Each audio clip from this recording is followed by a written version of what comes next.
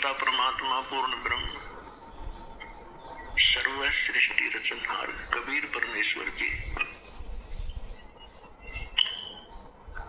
अपनी प्यारी आत्माओं को यथार्थ ज्ञान देने के लिए वे स्वयं ही आते हैं, अपने सतलोक से चलकर आते हैं और वो गुरु की भूमिका निभाते हैं। क्योंकि यदि पृथ्वी पर गुरु होते तो परमात्मा को आने की आवश्यकता नहीं थी। पृथ्वी पर गुरु नहीं थे, ये लिटिल नॉलेज वाले गुरु थे, नीम हकीम थे। इन्होंने न तो अपने सदग्रंथों को समझा, इनके पास वो साधना भी नहीं थी जिससे ये कोई अनुभव ठीक कर सके परमात्मा के विषय में। इसलिए गुरु रूप में परमात्मा स्वयं ही आते हैं और वो अपनी महिमा भी बताने की चेष्टा करते हैं कि मैं परमात्मा हूं, लेकिन वो हमारे गले नहीं उतरती, क्योंकि हमने जो ज्ञान सुना होता है वो अज्ञान होता है। हम परमात्मा को निराकार मान बैठे होते हैं और जिससे भी हम सुनते हैं या कोई उन ऋषि महर्षियों के अनुभव को हम पढ़ते थे तो सभी ने अंत में एक निष्कर्ष दे रखा था कि परमात्मा तो निराकार है, उसको देखा नहीं जा सकता, केवल परमात्मा का प्रकाश ही हम देख सकते हैं। तो विद्यार्थी की इतनी अकल नहीं होती, इतनी बुद्धि काम नहीं करती कि वो टीचर के व्याख्यान पर कुछ टिप्पणी कर सके। यानी श्रोता जो होते हैं वो जिनको गुरु मान बैठे हैं उनके द्वारा दिए गए प्रवचनों पर वो अविश्वास कभी नहीं करते, ये स्वभाव होता है। और अविश्वास करने का उनके पास कोई पैमाना भी नहीं होता जिससे वो ये कह सकें कि नहीं गुरुजी आप ऐसे नहीं, ऐसा हमने पढ़ा है। तो जिस कारण से परमात्मा ने अपने आप को एक गुरु सतगुरु के रूप में ही अधिक पेश किया। यदि गुरु होते तो वो गुरु रूप में आए परमात्मा ही होते हैं। तो यहाँ परमात्मा इसलिए कह रहे हैं कि गुरु गोविंद दोनों खड़े और किसके लागू पाए, बलिहारी गुरु आपना जिनको विद्यो मिलाए। यानी गुरु रूप में परमात्मा ही हो सकते हैं और बाकी जो गुरु हैं वो तो अलग बात है। कोई मोटरसाइकिल चलाना सिखा देता वो उसका गुरु हो गया, कोई गाड़ी चलाना सिखा देता उसका गुरु हो गया, माताएं अपने बेटियों को रोटी पकाना सिखा दी वो उनकी गुरु होगी। तो ये गुरु अलग है और अध्यात्म जो गुरु है रियल में हमारा वो गुरु है। तो अध्यात्म ज्ञान यहाँ नहीं था और दो सदग्रंथ थे उनको हमारे गुरु जो बने हुए थे या नकली वो समझ नहीं सके, इसलिए परमात्मा स्वयं आते हैं और फिर वो कहते हैं कि गुरु गोविंद दोनों खड़े, अब किसके लागू पाए, बलिहारी गुरु आपना जिनको विद्यो बुलाए।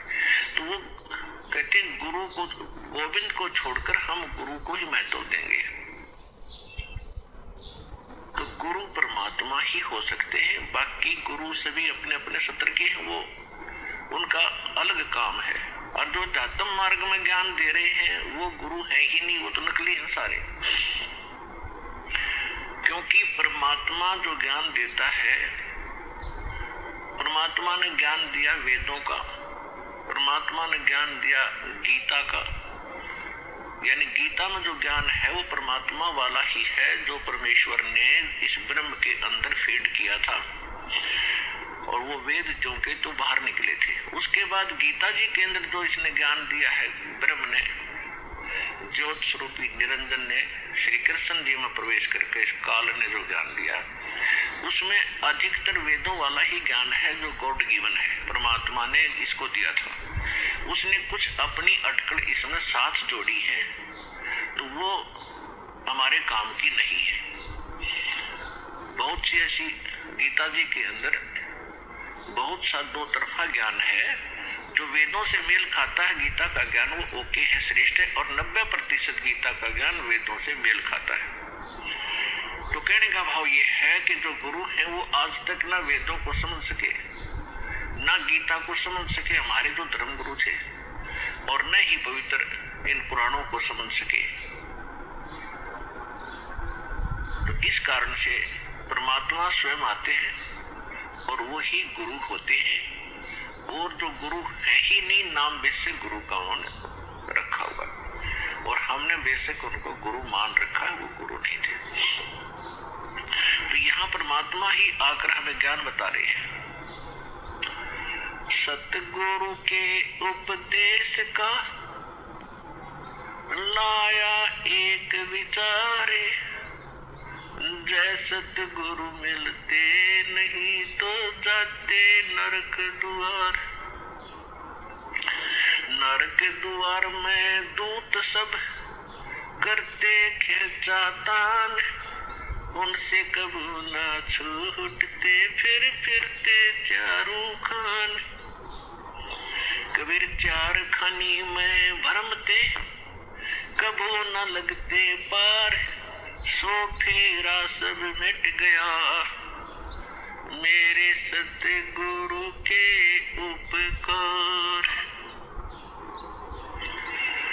सात समुद्र की मसी करूं, लेखनी करूं बन राय, धरती का कागज करूं, गुरु गुण लिख्यो न जाए।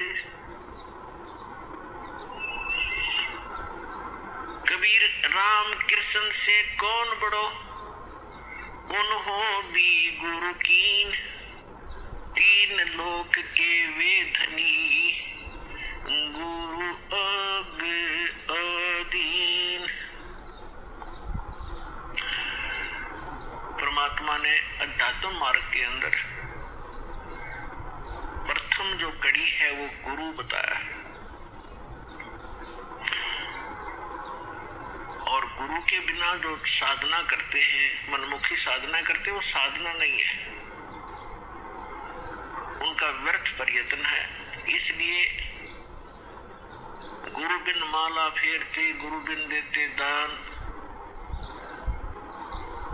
गुरु बिन दोनों निष्फल हैं, जे पूछो वेद पुराण।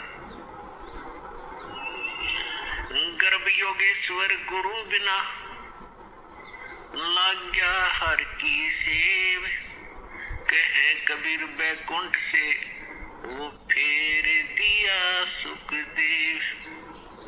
राजा जनक गुरु किए, फिर कीनी हर की सेव, कहे कबीर बैकुंठ को चले गए सुखदेव। गुरु की महिमा बताते हुए परमात्मा कह रहे हैं कि सुखदेव नाम के ऋषि को गर्भ में ही, मां के गर्भ में ज्ञान हो गया था कि मनुष्य जीवन केवल परमात्मा प्राप्ति के लिए ही प्राप्त होता है, और हम बाहर आकर के अपने मूल उद्देश्य को भूलकर केवल सांसारिक जोड़ तोड़ में, इन कोठी बंगले के बनानों में ही अपना जीवन नष्ट करके और एक हारे हुए जुहारी की तरह हाथ मसलते हुए चले जाते हैं। जब हम ये संसार छोड़कर चलते हैं तब हमें सब पता लग जाता है कि हमसे भारी भूल हुई है। हमने वो काम तो किया ही नहीं जो मनुष्य जीवन का करना था। ये तो पक्षियों जैसे ही काम किए और उसी में सारा जीवन नष्ट करके और फूले फिरते रहे। फिर ये वहां जाके रोता है जीव धर्मराज के सामने खड़ा होकर के, जहां इसका न्याय किया जाता है, इसका हिसाब होता है, तो बहुत रोता है, बहुत पछताता है, इसको पश्चाताप करता है। फिर को सब बातें याद आती है कि जब तू मानव शरीर प्राप्त करके यहाँ से गया था, कितना शुक्र मनाया था भगवान का, और क्या क्या प्रॉमिस किया था, भगवान भक्ति गणी करूंगा, और पेट गुजारा तो आपने ही देना है दाता। तो उस समय उसको याद आती है वो बातें, पौ फाटी पगरा भया जागी जिया जून, सबका हो को देत है वो चोट समाना चून। सभी प्राणियों का, जितने भी ब्रह्मांडों के अंदर जितने प्राणी हैं, सबका वो परमात्मा पालन करता है और सभी की उसको चिंता है। क्योंकि माँ के गर्भ में जब ये बालक होता है उस समय ना माता सहाय कर सकती है, ना को पिता का सहयोग वहां काम कर सकता है। तो वहां पालन कौन करता आपका? वहां आपका सुरक्षा रक्षण करने वाला कौन था? तो वहां भी उस परमेश्वर ने ही आपकी सुरक्षा की, आपका पोषण किया। ते जुगाड़ कुछ भी जोड़ा उसने, कोई तरीका बनाया, माँ की नाभि से आपकी नाभि जोड़ दी और आपका शरीर पुष्ट हुआ। और माँ के गर्भ में आप बहुत दुखी होते हो, ऊपर को पैर होते हैं, नीचे को सिर होता है, और बाहर आके आप भगवान भूल जाते हो। कबीर साहब कहते हैं, दुख में सुमरण सब करे, सुख मुकुर ना कोई, जय सुख में सुमरण कर तो दुख कहे को होए। परमात्मा याद दिलाते हैं कि जब तुम पर आपत्ति आ जाती है तब तो भगवान दिखाई देता है, और जब तक तुम्हारे पूर्व जन्म के संस्कार ठीक होते हैं, आपके पुण्य चलते हैं और आप अपने आप को सुखी महसूस करते हैं। वैसे तो यहाँ सुख है नहीं, हम झूठे सुख कोई सुख मान बैठे। कबीर साहब कहते हैं, झूठे सुख को सुख है ये मान रहा मनमोद, तो सकल बिना काल का कुछ मुख में कुछ बोध। फिर भी जब तक हम सुखी महसूस करते हैं तो भगवान से कोसों दूर रहते हैं। और भगवान की पूजा कैसी करते हैं? महीने 2 महीने 6 महीने में कभी इष्ट धाम पर मत्था टेक गए, शुक्रवार मंगलवार को प्रसाद बांट दिया, किसी दिन व्रत रख लिया। और अधिक लोग वर्तमान में तो नास्तिक ही हो चुके हैं, क्योंकि समय पर टूक मिल रहा है, अच्छी व्यवस्था होगी है, शिक्षा होगी है, अच्छी पोस्ट होगी है, खूब परमात्मा ने बुद्धि दे दी, अपने बच्चों को इन्होंने ट्यूबवेल लगा लिए हैं, नहरें अच्छी बना ली हैं, बढ़िया आहार समय पर मिलने लगे। अब भगवान से कोसों दूर हो गए और भूल गए उन दुखों को। परमात्मा कहते इसे सुख के आग लगे तो भगवान तो दूर करे। परमात्मा कहते सुख के माथे पत्थर पड़ो जो नाम हृदय ते जावे, और बलिहारी व दुख के जो पल पल नाम रटावे। पुराने समय में हमारे पूर्वज बताया करते थे बुजुर्ग कि वर्षा ना होती थी, भगवान को याद किया करते थे, कोई भी दुख आता था भगवान को बैठकर याद करते थे, हमारी आपदाएं टला करती थी। और अब भगवान 100 कोस दूर हो गया, अब तो बिजली याद रहती है, बिजली ना ही ट्यूबवेल चलाऊं भगवान याद नहीं आता। तो परमात्मा कहते ऐसा सुख बाढ़ में पड़ो जिससे भगवान की भूल पड़े। तो सत्संग आने से फिर हमें याद होता है कि भगवान की कितनी आवश्यकता है। तो सत्संग आने से फिर सुखी भी भगवान की भक्ति करेंगे। यदि दुखी व्यक्ति भक्ति करते हैं तो सुख देता है परमात्मा, उसका गुण है।